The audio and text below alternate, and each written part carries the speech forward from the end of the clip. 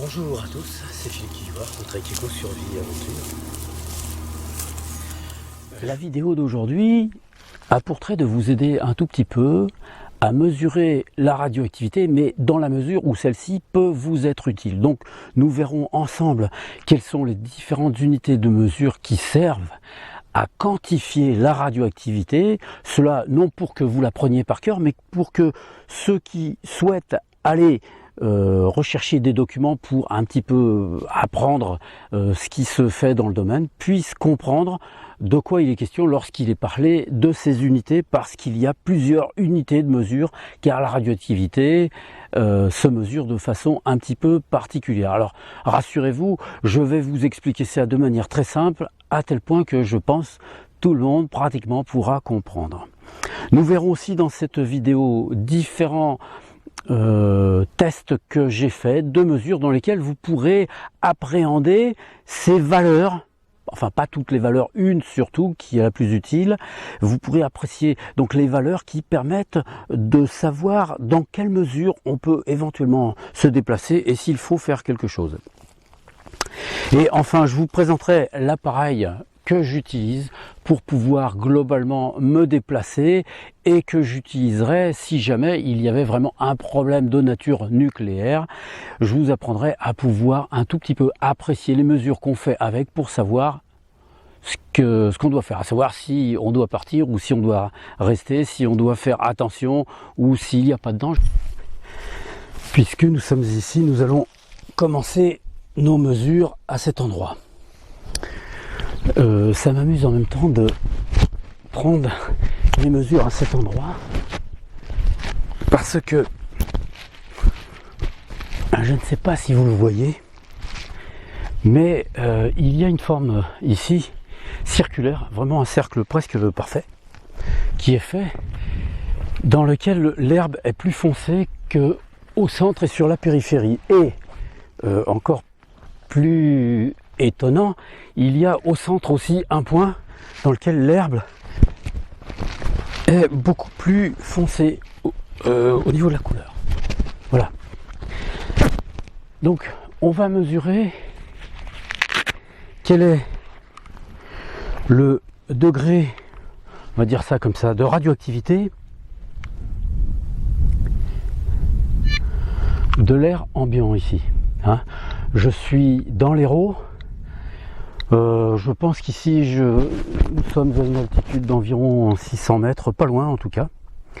Et je vais attendre un petit peu, quelques minutes, pour que l'appareil affiche la valeur moyenne de radioactivité qui se déploie dans l'atmosphère.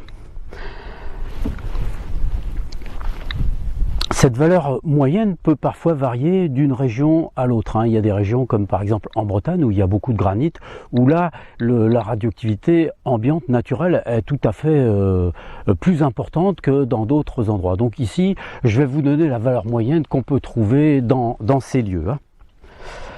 Voilà, alors ici je suis à... Donc là, ça fait quelques secondes que c'est démarré. Environ 20 coups par minute. Ça représente environ 0,14 microsieverts. Ça augmente un tout petit peu légèrement. Voilà, ça rediminue. Donc la valeur moyenne provisoirement, en tout cas, elle est d'à peu près 20 coups par minute. Voilà. Donc là, nous nous trouvons dans la nature. Bon, la valeur a tendance à bouger, donc il faut rester sur une moyenne. La moyenne va être calculée par l'appareil et au bout d'un certain temps, la valeur moyenne s'affichera de manière définitive. Je la prendrai ou je prendrai une valeur avoisinante de toute façon. Donc là, ça évolue entre 20 et 25 coups par minute, donc ce qui correspond en gros à peu près à 0,16 microsieverts. Pour m'amuser, je vais poser mon appareil au centre où il y a la trace un peu plus verte. Voilà. Il m'amuse de pouvoir le faire au cas où. Ah, c'est assez particulier. Là, le dosimètre augmente assez notablement. Il a déjà passé les 30 coups par minute. 31. Alors, il se stabilise apparemment. Donc 31 coups par minute, tout comme tout à l'heure, de toute façon 20 coups par minute, ça représente une valeur tout à fait normale de la radioactivité qu'on peut trouver à peu près partout en France. Voilà, donc le fait que ici ça soit un petit peu plus foncé n'a pas d'incidence sur la radioactivité qu'on peut trouver.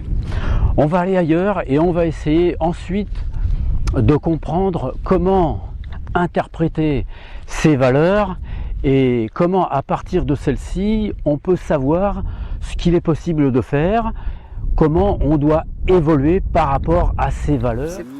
Nous sommes déplacés ici dans un endroit que je connais, dans lequel je vais vous montrer comment la radioactivité un peu plus importante se met à faire fonctionner cet appareil, comment on peut constater qu'il y a une radioactivité plus importante. Ceci pour vous dire que même dans des lieux qui sont communs, qui sont disons variés dans notre territoire, on peut trouver des endroits sur lesquels il faut avoir une certaine mesure. Alors, vous l'entendez peut-être de là-bas, mais l'appareil se met à faire des bip bip. Ce sont tous les coups par minute qu'il calcule relativement aux désintégrations qui se font dans des éléments radioactifs. Je vais vous emmener là-bas. C'est un endroit dans lequel la radioactivité est assez notable. On y va.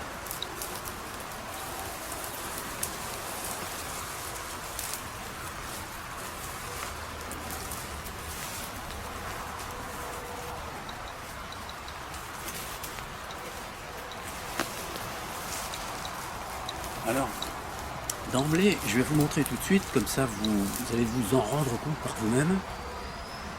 Le dosimètre a déjà passé une zone qui est la zone des médiums. La zone des médiums, c'est une zone qui va de 50 CPM, c'est-à-dire 50 coups par minute, jusqu'à 99 coups par minute.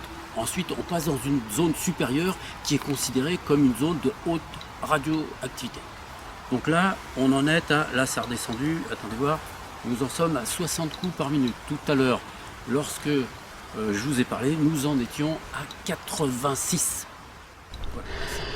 Je vous ai amené dans un endroit qui est un petit peu particulier parce que c'est un endroit qui était une mine d'uranium.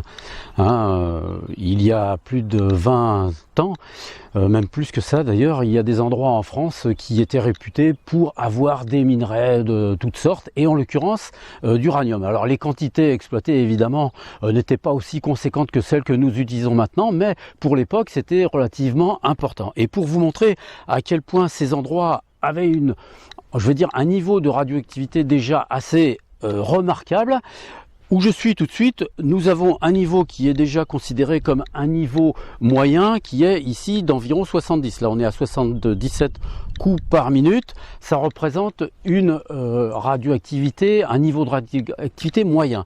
Alors je vais vous emmener dans un endroit où il y a encore plus de radioactivité, comme ça vous pourrez voir que l'appareil à ce moment-là est fait pour vous aider tout de suite à vous mettre en attention, car il va se mettre à biper parce qu'on va passer du niveau moyen, vous vous rappelez, je vous ai dit, ça passe de 50 à 100 et au-dessus de 100, on passe au niveau de haute radioactivité. Donc on va aller un petit peu plus loin par là-bas. Suivez-moi.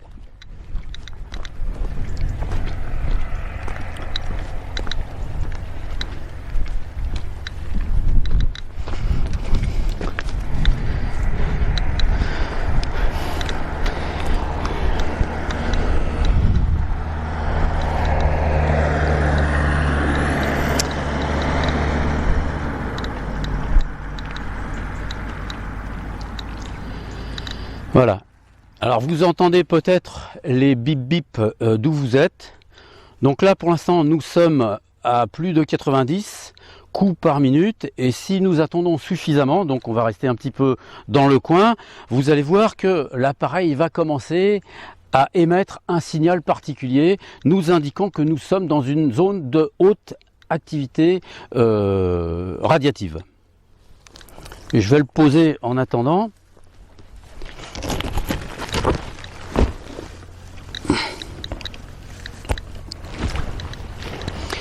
Alors c'est un appareil comme tous les appareils qui a besoin d'un certain temps pour pouvoir réagir. Il ne faut pas s'imaginer que vous avez à l'instant même le degré de radioactivité. Alors, si vous entendez, l'appareil émet un bip qui est différent. Et là, nous sommes à plus de 100 coups par minute. Dès qu'il redescend, là il est redescendu à 97, il arrête de faire ce... Voilà, vous entendez? Voilà, et là, l'appareil vous indique que vous êtes, alors c'est marqué height en gros, ça veut dire que vous êtes dans un niveau d'émission radioactive qui est élevé. Voilà, là nous sommes à 107 coups par minute, ce qui correspond à 0,70 microsieverts. Là, on a dépassé les 111, 112, 114. Donc vous voyez le niveau de radioactivité ici, même dans la nature, peut être parfois assez élevé. Alors tout à l'heure je vous indiquerai, on fera quelques calculs ensemble, enfin c'est moi qui les ferai, je vous indiquerai à quoi ça correspond, mais ça vous permettra de comprendre en quelque sorte à quoi correspond ce niveau de radioactivité au cours de l'année. Parce que dans un instant T, ce n'est pas suffisant pour que le corps humain puisse en subir des conséquences graves, mais pour quelqu'un qui resterait ou qui vivrait dans un lieu où il y a une activité comme celle-ci, par contre là ça portera certainement des conséquences qui seront différentes d'un individu à l'autre. Le lieu où je vous ai amené ici se situe à côté de l'Odève. Et vous voyez, c'est une espèce de statue qui a été faite en l'honneur de l'époque où les mines étaient utilisées, les mines d'uranium. Vous voyez, c'est un U qui est plié. Cet endroit est un endroit qui permet ainsi à ceux qui sont dans la région de pouvoir faire fonctionner leur appareil afin de pouvoir constater les divers degrés de radioactivité. Il est en l'occurrence ici mentionné que pas très loin d'ici, on peut constater une radioactivité qui va jusqu'à 4 microsieverts par heure. 4 microsieverts par heure, c'est beaucoup. Là où je vous ai emmené tout à l'heure, le maximum que j'ai eu, c'était 150 à 160 coups par minute et ça correspondait à 1 microsievert.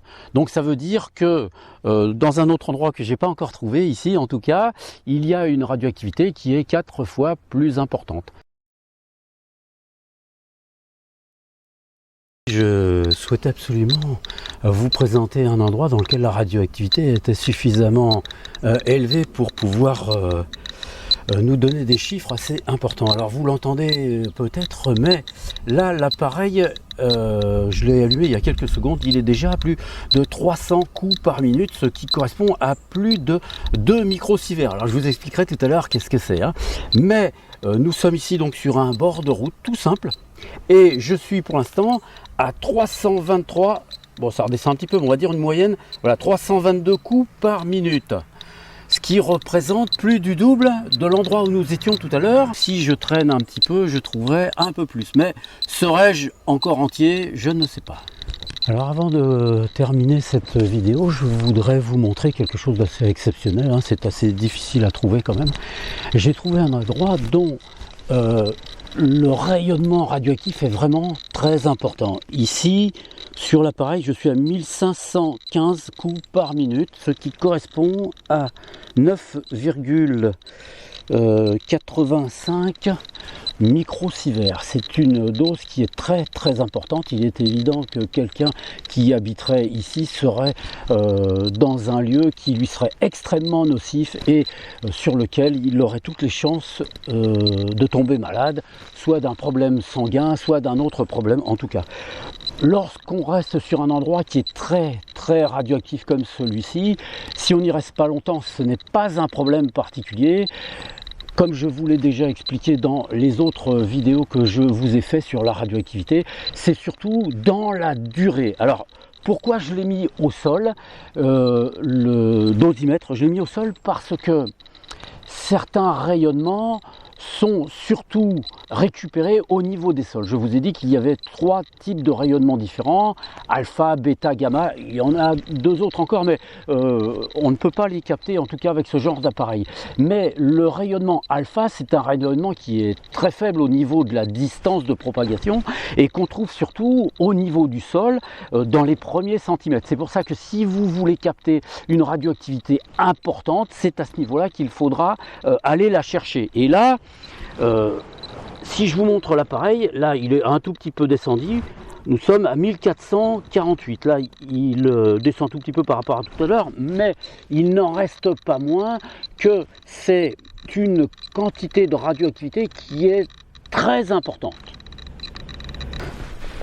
Nous allons maintenant, avec toutes ces mesures, commencer à voir ensemble, à faire la synthèse de tout cela et savoir que faire de tous ces chiffres que nous avons, de toutes ces mesures que nous avons fait ensemble. Nous allons faire une synthèse et pour ça nous allons commencer, si vous le voulez bien, d'abord par l'étude des 3 unités de mesure de la radioactivité et vous allez voir qu'au final on va se retrouver avec quelque chose de très simple et c'est pour cela que j'ai choisi l'appareil avec lequel vous m'avez vu faire les mesures, parce que celui-ci synthétise tout ce qu'on a vu en une seule, on va dire, une seule mesure et le présente de manière tellement simple qu'il n'est pas besoin de faire d'études particulières pour le comprendre, et c'est pour cela que j'ai fait ce choix. Alors, je ne suis pas un commerçant, je ne connais pas la société qui fait l'appareil en tout cas que j'ai acheté, donc je ne suis pas là pour gagner de l'argent à travers eux, je ne les connais absolument pas.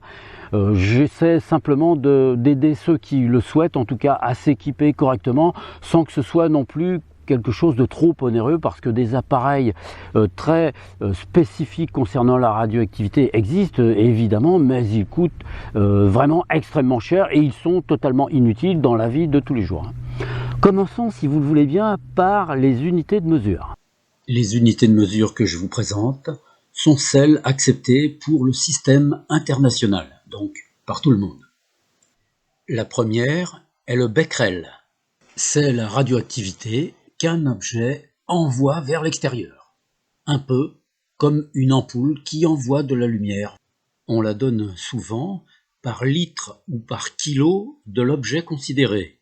Voici un tableau qui vous donne la mesure en becquerel de la radioactivité émise par quelques objets de la vie courante. 1 litre de lait, 80 becquerels. Pommes de terre, 1 kg, 150 becquerels. L'eau de pluie, 1 becquerel maximum par litre.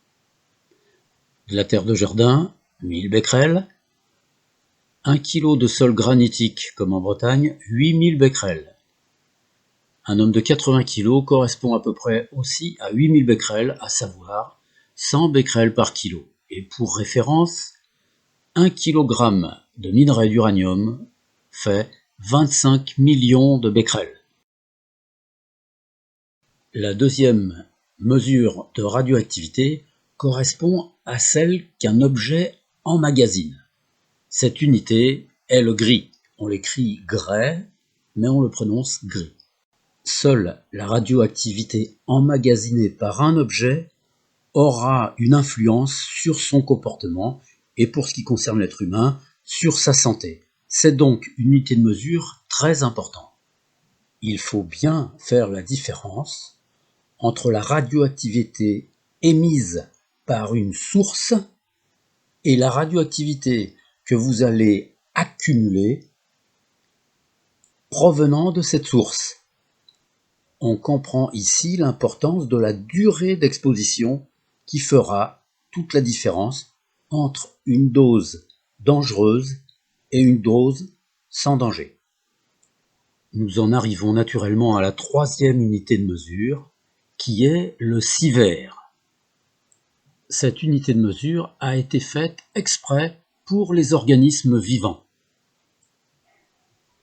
Elle calcule la radioactivité emmagasinée par le corps humain en fonction de la nature du type de rayonnement auquel il est soumis, en sachant que le corps humain ne réagit pas de la même façon en fonction des divers types de rayonnement.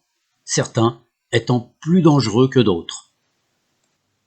Cette unité s'exprime donc en sieverts par heure, ou par jour, par semaine, par mois ou par an, ce qui permet de connaître la quantité de radioactivité accumulée par le corps humain pendant une période donnée et de pouvoir la comparer à ce que celui-ci est capable de supporter sans dommage. De manière générale, pour faire des mesures dans la vie courante, le sievert étant une unité extrêmement importante, on utilisera plutôt le microsievert qui est 1 million de fois plus petit et le millisievert qui est 1000 fois plus petit que le sievert.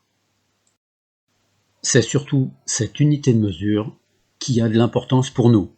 Ce sont en même temps ces unités qui sont employées et utilisées dans les appareils de détection grand public comme celui que je vais vous présenter.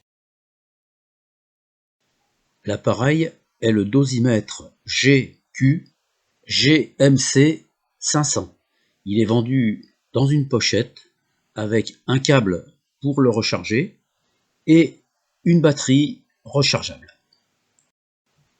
L'écran possède diverses fonctions de présentation, mais celle qui est la plus intéressante est celle-ci, dans laquelle on voit le nombre de coups par minute affiché en gros, et sur la partie basse à gauche, vous avez le niveau de radioactivité auquel est soumis l'appareil. En bas à droite est exprimé le niveau de radioactivité en microsieverts par heure, et en dessous en millirem par heure, ça c'est pour le système américain.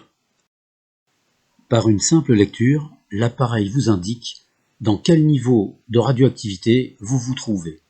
Le premier niveau est le niveau normal, qui va de 1 coup par minute à 50 coups par minute. Le deuxième niveau est celui de la moyenne radioactivité. Elle va de 50 à 100 coups par minute. Le troisième niveau, appelé height, qui veut dire élevé, va de 100 à 1000 coups par minute. L'appareil se met dans ce cas-là à faire un bip-bip beaucoup plus fort et caractéristique. Le dernier niveau, toujours appelé height, va de 1000 à 2000 coups par minute. C'est le niveau d'alerte.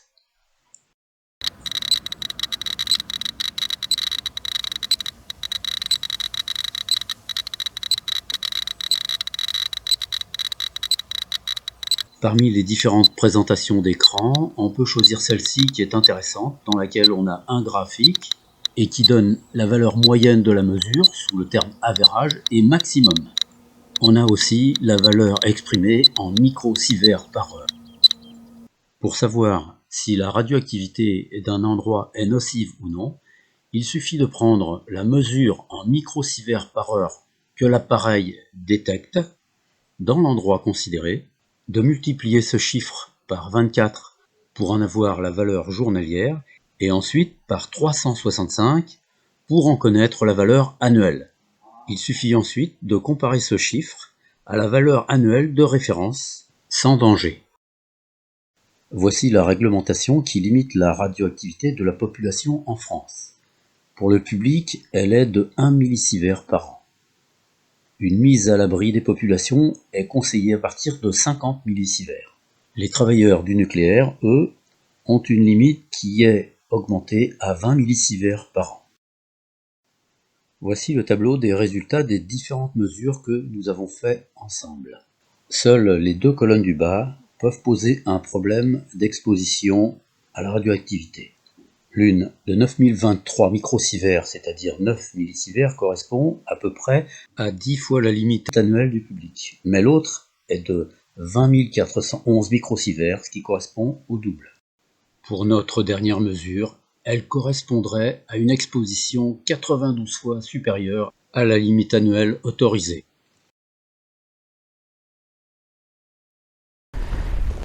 Avant de nous séparer, je voudrais juste vous signaler que je vais faire une ou peut-être 2 journées de formation pour, disons, savoir comment se protéger des conséquences du nucléaire.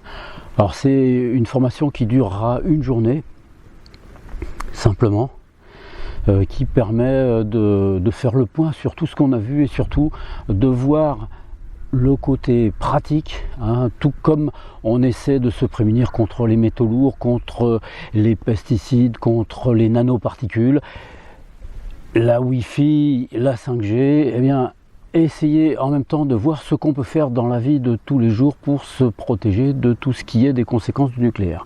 Donc ça durera une journée, il y aura peut-être deux sessions, je ne sais pas encore, mais en tout cas voilà. Alors ceux qui seraient intéressés par cette journée, adressez-moi un message donc sur mon site. Hein, je ne sais pas encore exactement où cela va se passer, mais je pense que ça sera en Dordogne et dans l'Hérault, je pense. J'espère que cette vidéo vous aura intéressé. Je sais que c'est un sujet qui est un petit peu particulier. Je vous invite tous à bien revoir tous ces points. Ce ne sont pas des choses à négliger parce que avec le temps, nous serons confrontés de plus en plus à des conséquences de manipulation de la radioactivité. Évidemment, vous voyez bien ce qu'il en est, je ne vais pas dire de l'actualité, mais un petit peu des projets de tous les gouvernements dans le monde entier. Je vous ai expliqué que le parc de réacteurs nucléaires dans le monde va doubler d'ici quelques années, donc ça suppose évidemment qu'il serait judicieux de la part de chacun, en tout cas de savoir de quoi il en retourne et surtout de savoir ce qu'on doit faire en cas de problème éventuel, tout comme il faudrait aussi savoir ce qu'il faut faire en cas d'incendie, en cas d'inondation, etc. Et ça, tout un tas de choses dans lesquelles on devrait être préparé lorsque nous sommes dans une société de vie commune et pour lesquelles malheureusement il y a peut-être des lacunes. Alors ce sont des lacunes qu'on peut combler de manière tout à fait personnelle. Voilà. Je vous souhaite en tout cas à tous de passer une bonne semaine, portez-vous bien et je vous dis bien sûr à bientôt dans une prochaine vidéo.